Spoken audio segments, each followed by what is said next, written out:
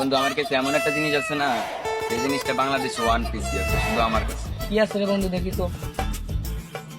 এটা কি? স্বাভাবিক একটা আলু। তোর কাছে এটা মনে হয় এটা তো স্বাভাবিক একটা আলু। হালদার ফুট হালদার বাংলাদেশে ওয়ান পিসই আর আমার কাছেই আছে, আর এটা হলো ডায়মন্ডের চেয়েও বেশি দাম। কি আলার পর তুই যে কই থেকে পাইলি?